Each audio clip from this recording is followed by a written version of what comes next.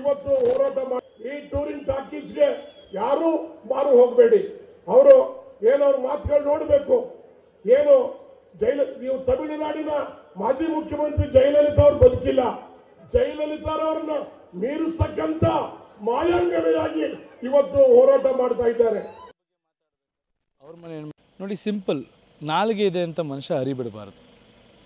ಒಂದು ಹೆಣ್ಣಿಗೆ ಗೌರವ ಕೊಡೋ, ಎಲ್ಲಿ ಗೌರವ ಕೊಡ್ತಾರೋ, ಎಲ್ಲಿ ರೆಸ್ಪೆಕ್ಟ್ ಇರುತ್ತೋ, ಅದು ನಮ್ಮ ಸಂಸ್ಕೃತಿ ಎಲ್ಲಿ ಇದಿರುತ್ತೋ ಅಲ್ಲಿ ಸಮಾಜ ಚೆನ್ನಾಗಿರುತ್ತೆ ಅಂತ ಹೇಳ್ತಾರೆ. ಅಂಬರೀಷ್ ಅಣ್ಣ ಇದ್ದಿದ್ರೆ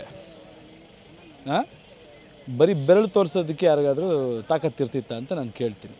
ಅವರಿಲ್ಲ ಅಂದ ತಕ್ಷಣ ಬಾಯಿಗೆ ಬಂದಂಗೆ ಮಾತಾಡ್ಬೋದು. ಅವ್ರು ಕೇಳೋರು ಹೇಳೋರು ಯಾರೂ ಇಲ್ಲ ಅಂತೇನಾದ್ರು ಅಂದ್ಕೊಂಬಿಟ್ಟಿದ್ರೆ ದಯವಿಟ್ಟು ಬಿಟ್ಬಿಡಲಿ. ನಾವೆಲ್ಲ ಇದ್ದೀವಿ.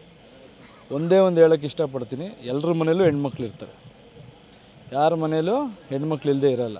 ನಮ್ಮ ಮನೆ ಹೆಣ್ಮಕ್ಳ ಬಗ್ಗೆ ಮಾತಾಡಬೇಕಾದ್ರೆ ಅವ್ರ ಮನೆ ಹೆಣ್ಮಕ್ಳು ಒಂದ್ಸಲ ನೆನೆಸ್ಕೊಳ್ಳಿ. ಆ ರೀತಿ ಮಾತಾಡಬಾರ್ದು. ಅಂಬರೀಷ್ ಅಣ್ಣನ ಅಭಿಮಾನಿ ಕರ್ನಾಟಕದಾದ್ಯಂತ ಇದ್ದಾರೆ, ಮಂಡ್ಯಲ್ಲಿ ಮನೇಲಿದ್ದಾರೆ.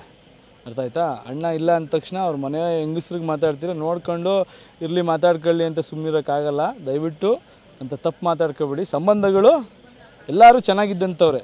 ಎಲೆಕ್ಷನ್ ಬಂದ ತಕ್ಷಣ ಆ ರೀತಿ ಮಾತುಗಳು ಆಡಬಾರ್ದು.